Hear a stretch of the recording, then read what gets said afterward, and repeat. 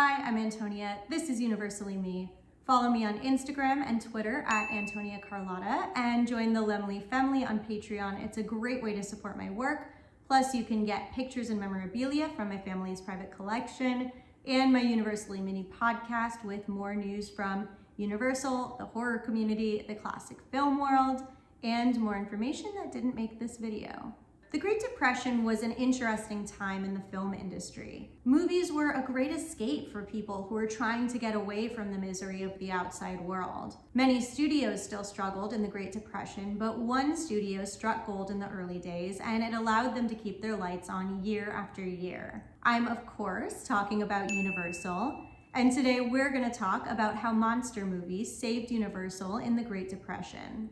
When the Great Depression started in 1929, the film industry was in a time of transition from the silent era to the sound era.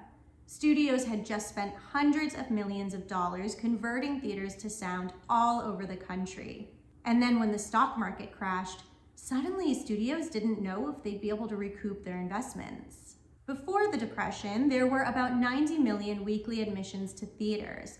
But over the next few years, that would drop to about 60 million, and admission prices would drop about 10 cents to boot. The film industry, still relatively young, was not sure that it could survive.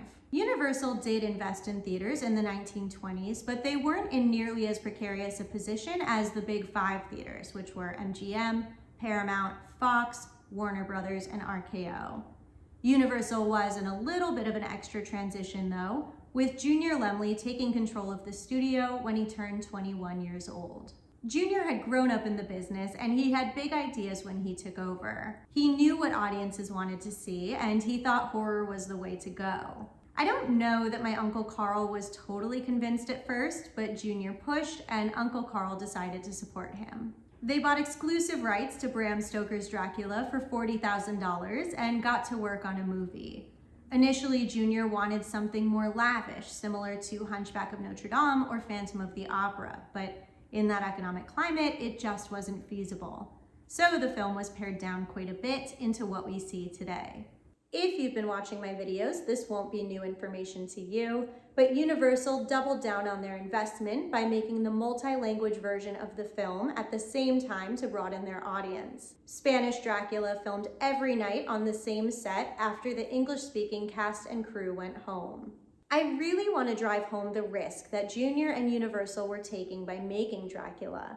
Hollywood had never really made a fully supernatural film before, and nobody, except maybe Junior's intuition, was sure how audiences would respond to it. But when Dracula came out, audiences flocked to theaters, partly out of curiosity for this new, terrifying film that was making audience members faint from fear, but also because in the depths of the Depression, the film was a true escape. Hollywood historian David Scull would say of the year 1931, America's worst year of the century would be its best year ever for monsters.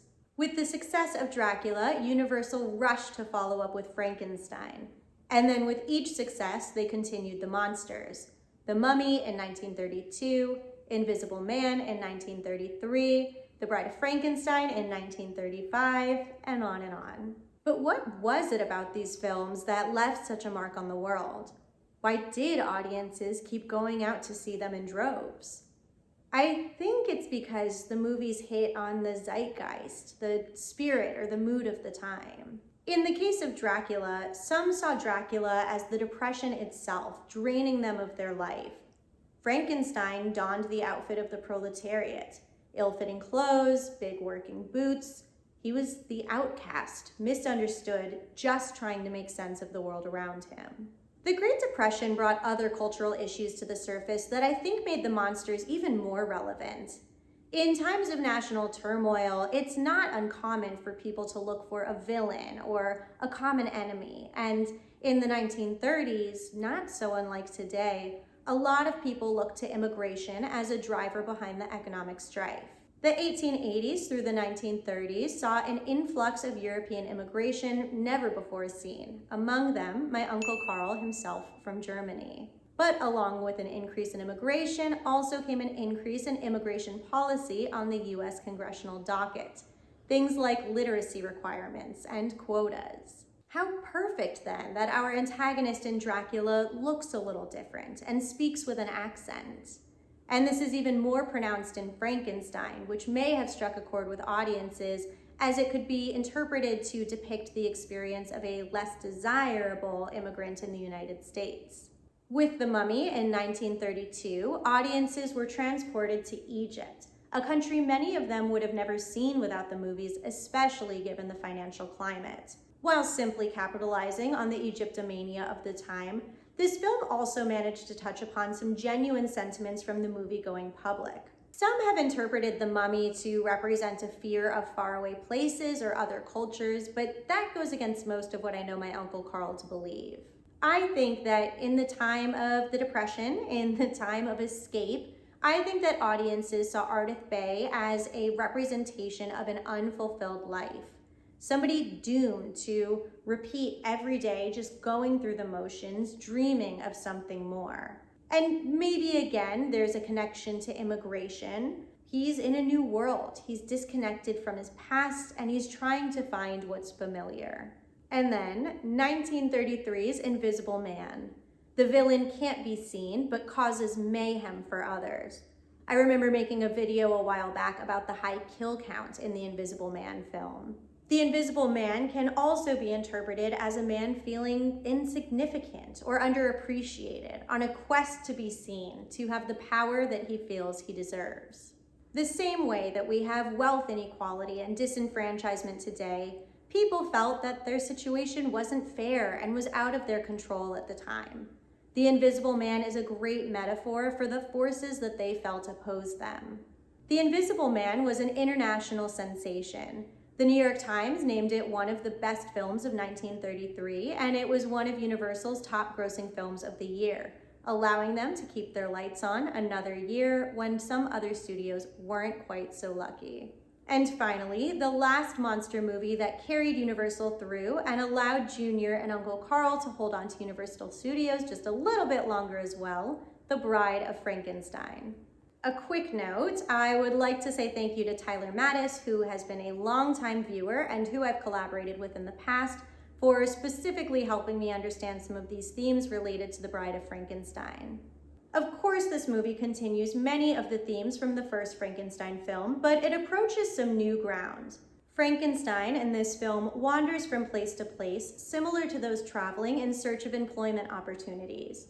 He himself may be representation of a victim of neglectful parenting, his creator abandoning him, and the search for someone new to fill that role. After half a decade of hardship, many were losing hope, and it was unfortunately all too real and relatable to hear the monster proclaim, "I love dead, hate living," and seeing no reason to go on, saying, "We belong dead," and pulling the lever to their demise. Again, Bride of Frankenstein was a financial success and it gave Universal a bit of breathing room. But I've made my videos about Showboat and how my family lost Universal, and of course it's also true that the monster movies alone could not save my family's ownership of Universal. I feel really confident saying that if it weren't for the Universal monster movies in the 1930s, Universal Studios would not exist today. They were that successful and they were that important. The nation was in a dark place, and these movies, these monsters, they helped people make sense of the world around them and to feel seen and feel heard and feel less alone.